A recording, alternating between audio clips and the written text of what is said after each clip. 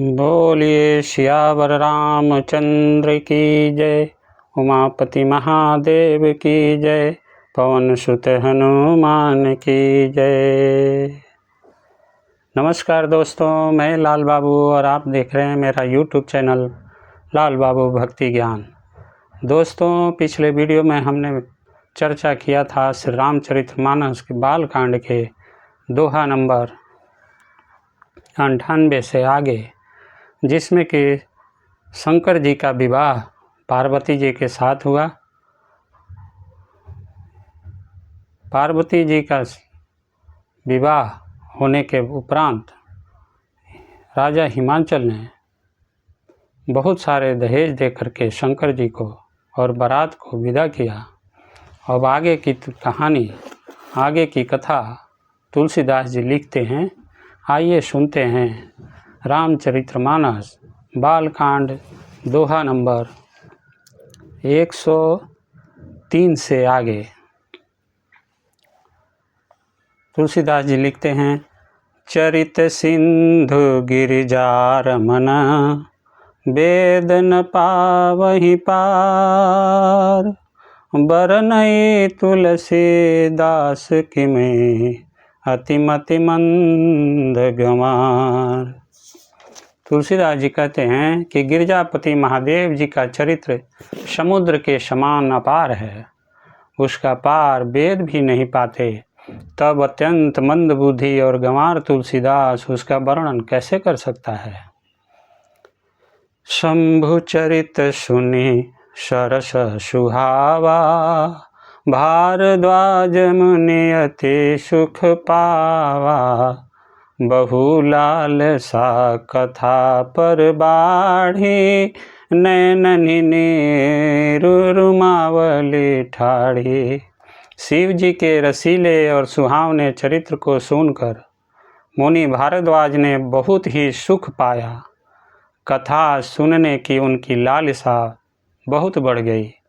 नेत्रों में जल भर आया तथा रोमावली खड़ी हो गई।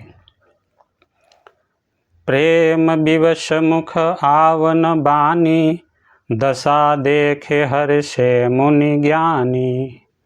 अहो धन्य तब जन्म मुनीसा, तुम्हीं प्राण सम प्रिय गौरीसा।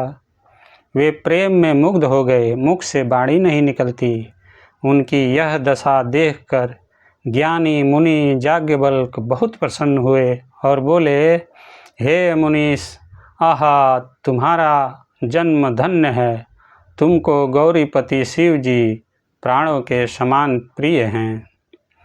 शिव पद कमल जिन्हि रति नाही, राम हिते सपनेहु न सोहाही। बिनु छल विश्वनाथ पद नेहु, राम भगत कर लक्षण येहु। शिव जी के चरणों में जिनकी प्रीति नहीं है, वे श्री रामचंद्र जी को सपने में भी अच्छे नहीं लगते। विश्वनाथ श्री शिव जी के चरणों में निष्कपट विशुद्ध प्रेम होना, यही राम भक्त का लक्षण है। शिव पद कमल जिन्हि रति नाही, राम हिते सपनेहु न सोहाही। बिनु छल विश्वनाथ पद नेहु, राम भगत कर लक्षण येहु। शिव जी के चरण कमलों में जिनकी प्रीति नहीं है, वे श्री रामचंद्र जी को स्वप्न में भी अच्छे नहीं लगते। विश्वनाथ श्री शिव जी के चरणों में निष्कपट विशुद्ध प्रेम होना, यही राम भक्त का लक्षण है। शिव सम को रघुपति व्रत धारी, बिनु अघत जी सती अस नारी। पनु करि रघुपति भगति देखाई, को शिव सम राम ही प्रिय भाई। शिव जी के समान रघुनाथ जी की भक्ति का व्रत धारण करने वाला कौन है, जिन्होंने बिना ही पाप के सती जैसी स्त्री को त्याग दिया और प्रतिज्ञा करके श्री रघुनाथ जी की भक्ति को दिखा दिया। हे भाई, श्री रामचंद्र जी को शिव जी के समान और कौन प्यारा है। प्रथम ही मैं कही शिव चरित, बुझा मरम तुम्हार। शुचि सेवक तुम राम के, रहित समस्त विकार। मैंने पहले ही शिव जी का चरित्र कहकर तुम्हारा भेद समझ लिया। तुम श्री रामचंद्र जी के पवित्र सेवक हो और समस्त दोषों से रहित हो। मैं जाना तुम्हार गुणशीला, कहूँ सुनहु अब रघुपति लीला। सुन मुनि आज समागम तोरे, कही न जाए जस सुख मन मोरे। मैंने तुम्हारा गुण और शील जान लिया, अब मैं श्री रघुनाथ जी की लीला कहता हूँ, सुनो। हे मुनि सुनो, आज तुम्हारे मिलने से मेरे मन में जो आनंद हुआ है वह कहा नहीं जा सकता। रामचरित अति अमित मुनीषा, कही न सकहि सत्य कोटि असीसा। रामचरित अति अमित मुनीषा, कही न सकहि सत्य कोटि अहीसा। तदपि यथाश्रुत कहूँ बखानी, सुमिरे गिरापति प्रभु धनु पानी। हे मुनीश्वर, रामचरित्र अत्यंत अपार है, 100 करोड़ शेष जी भी उसे नहीं कह सकते। तथापि जैसे मैंने सुना है वैसा वाणी के स्वामी प्रेरक और हाथ में धनुष लिए हुए प्रभु श्री रामचंद्र जी का स्मरण करके कहता हूँ। शारद दारुनारि सम स्वामी, राम सूत्रधर अंतर जामी। जेहि पर कृपा करहि जनु जानी, कबीर अजीर न चावहि बानी। सरस्वती जी कठपुतली के समान हैं और अंतर्यामी स्वामी श्री रामचंद्र जी सूत पकड़कर कठपुतली को नचाने वाले सूत्रधार हैं। अपना भक्त जानकर जिस कवि पर वे कृपा करते हैं उसके हृदय रूपी आंगन में सरस्वती को वे नचाया करते हैं। प्रणवौ सोई कृपाल रघुनाथा, बरनौ विशदतासु गुण गाथा। परम रम्य गिरि बरु कैलासु, सदा जहाँ शिव उमा निवासु। उन्हीं कृपालु श्री रघुनाथ जी को मैं प्रणाम करता हूँ और उन्हीं के निर्मल गुणों की कथा कहता हूँ। कैलाश पर्वतों में श्रेष्ठ और बहुत ही रमणीय है, जहाँ शिव जी पार्वती जी सदा निवास करते हैं। सिद्ध तपोवन जोगी जन, सुर किन्नर मुनि वृंद। बसहि तहाँ सुकृति सकल, सेवहि शिव सुख कंद। तुलसीदास जी कहते हैं कि सिद्ध तपस्वी जोगी गण, देवता, किन्नर और मुनियों के समूह उस पर्वत पर रहते हैं। वे सब बड़े पुण्यात्मा हैं और आनंद कंद श्री महादेव जी की सेवा करते हैं। हरिहर विमुख धर्म रति नाही, ते नर तह सपने हूँ नहीं जाही। तेहि गिरि पर्वत बिटप विशाला, नित नूतन सुंदर सब काला। जो भगवान विष्णु और महादेव जी से विमुख है और जिनकी धर्म में प्रीति नहीं है, वे लोग स्वप्न में भी वहाँ नहीं जा सकते। उस पर्वत पर एक विशाल बरगद का पेड़ है जो नित्य नवीन और सब काल 6 ऋतुओं में सुंदर रहता है। त्रिविध समीर सुशीतली छाया, शिव विश्राम बिटप श्रुति गाया। एक बार तेहि तर प्रभु गयऊ, तरु बिलो की उर अति सुख भयऊ। वहाँ तीनों प्रकार की शीतल मंद और सुगंध वायु बहती रहती है और उसकी छाया बड़ी ठंडी रहती है। वह शिव जी के विश्राम करने का वृक्ष है जिसे वेदों ने गाया है। एक बार प्रभु शिव जी उस वृक्ष के नीचे गए और उसे देखकर उनके हृदय में बहुत आनंद हुआ। निज कर दास नागर पुछाला, बैठे सहजहि शंभु कृपाला, कुंद इंदुदर गौर शरीरा, भुज प्रलंब परिधन मुनि चिरा। अपने हाथ से बागंबर बिछाकर कृपालु शिव जी स्वभाव से ही बिना किसी खास प्रयोजन के वहाँ बैठ गए। कुंद के पुष्प, चंद्रमा और शंख के समान उनका गौर शरीर था। बड़ी लंबी भुजाएं थी और वे मुनियों से वल्कल वस्त्र धारण किए हुए थे। तरुणय अरुणय अम्बुज सब चरना, नख दुखी भगत हृदय तम हरना, भुजग भूत भूषण त्रिपुरारी, आननु शरद चंद छबिहारी।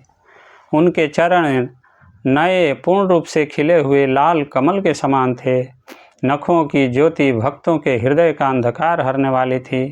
सांप और भस्म ही उनके भूषण थे और उन त्रिपुरासुर के शत्रु शिव जी का मुख शरद पूर्णिमा के चंद्रमा की शोभा को भी हराने वाला, फीकी करने वाला था।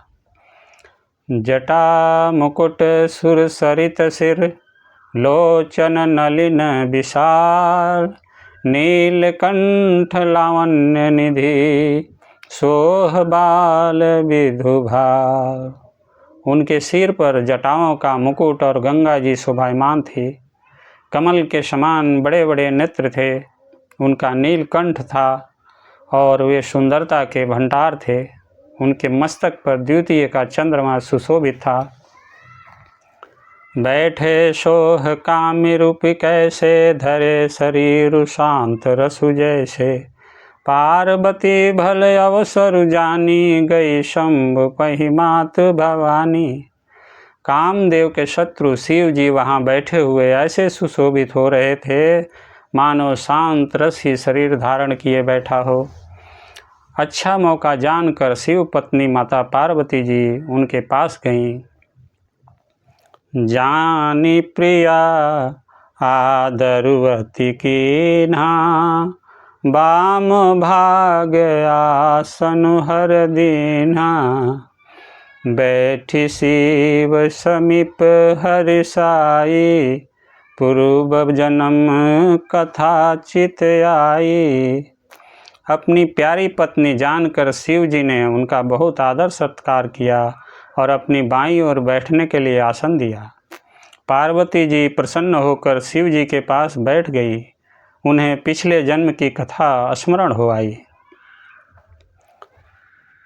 पति हेतु अधिक अनुमानी, बिहसी उमा बोली प्रिय बानी, कथा जो सकल लोक हितकारी, सोई पुछन चहे सल कुमारी। स्वामी के हृदय में अपने ऊपर पहले की अपेक्षा अधिक प्रेम समझकर पार्वती जी हंसकर प्रिय वचन बोली। याज्ञवल्क्य जी कहते हैं कि जो कथा सब लोगों का हित करने वाली है उसे ही पार्वती जी पूछना चाहती हैं। विश्वनाथ मम नाथ पुरारी, त्रिभुवन महिमा विदित तुम्हारी, चरुअरु अचर नाग नर देवा, सकल करहि पद पंकज सेवा। पार्वती जी ने कहा, हे संसार के स्वामी, हे मेरे नाथ, हे त्रिपुरासुर का वध करने वाले, आपकी महिमा तीनों लोकों में विख्यात है। चर अचर नाग मनुष्य और देवता सभी आपके चरण कमलों की सेवा करते हैं। प्रभु समरथ सर्वज्ञ शिव, सकल कला गुण धाम, जोग ज्ञान वैराग्य निधि, परनत कल्प तरुनाम। हे प्रभु, आप समर्थ सर्वज्ञ और कल्याण स्वरूप हैं, सब कलाओं और गुणों के निधान हैं और जोग ज्ञान तथा वैराग्य के भंडार हैं। आपका नाम शरणागतों के लिए कल्प वृक्ष है। जो मो पर प्रसन्न सुख राशि, जानिए सत्य मोह निज दासी, तो प्रभु हरहु मोर अज्ञान, कहि रघुनाथ कथा विधि नाना। हे सुख की राशि, यदि आप मुझ पर प्रसन्न हैं और सचमुच मुझे अपनी दासी या अपनी सच्ची दासी जानते हैं, तो हे प्रभु, आप श्री रघुनाथ जी की नाना प्रकार की कथा कहकर मेरा अज्ञान दूर कीजिए। जासु भवन सुर तरुतर होई, सही कि दरिद्र जनहित दुख सोई। शशिभूषण यश हृदय विचारी, हरहु नाथ मम अति भ्रम भारी। जिसका घर कल्प वृक्ष के नीचे हो, वह भला दरिद्रता से उत्पन्न दुख को क्यों सहेगा। हे शशिभूषण, हे नाथ, हृदय में ऐसा विचार कर मेरी बुद्धि के भारी भ्रम को दूर कीजिए। प्रभु जे मुनि परमारथ बादी, कहहीं राम कहूँ ब्रह्म अनादि। शेष शारदा वेद पुराना, सकल करहीं रघुपति गुण गाना। हे प्रभु, जो परमार्थ तत्व ब्रह्म के ज्ञाता और वक्ता मुनि हैं, वे श्री रामचंद्र जी को अनादि ब्रह्म कहते हैं और शेष सरस्वती वेद और पुराण सभी रघुनाथ जी का गुण गाते हैं।